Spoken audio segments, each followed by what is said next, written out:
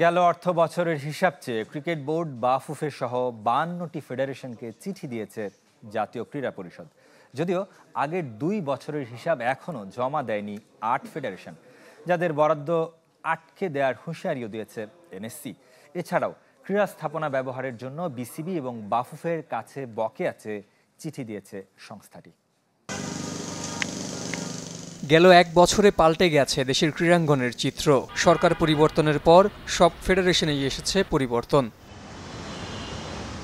জুলাইয়ে শেষ হওয়া অর্থ বছরের আয় ব্যয়ের হিসাব চেয়ে 52 ফেডারেশনকে চিঠি দিয়েছে জাতীয় ক্রীড়া পরিষদ।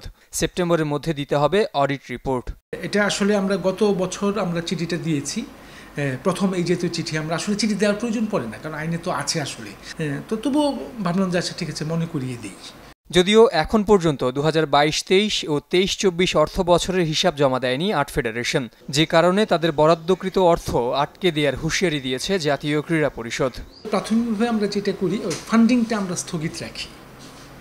তো এই একটা বিষয় থাকে, আর আরও কিছু বিষয় তো থাকেই, যেমন ধরেন যে এফিলিয়েশনটা বাতিল করা ইত্যাদি ইত্যাদি।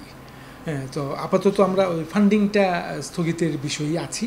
এদিকে বড় 2 ক্রীড়া ফেডারেশন ক্রিকেট ও ফুটবলের কাছে গেট মানি ও প্রচার সত্ত্বের বকেয়া চেয়ে নতুন করে চিঠি দিয়েছে এনএসসি। নিয়ম অনুযায়ী সরকারি ক্রীড়া স্থাপনা ব্যবহারের আয় থেকে টিকিটের 15% ও সম্প্রচার সত্ত্বের 10% অর্থ দেওয়ার কথা এনএসসিকে।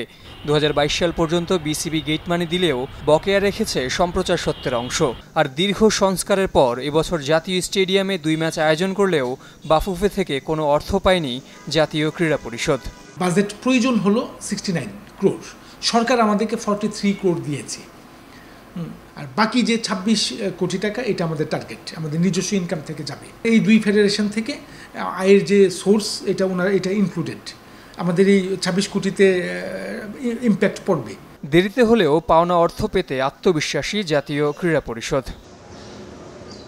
জহির সাগর, চ্যানেল 24, ঢাকা।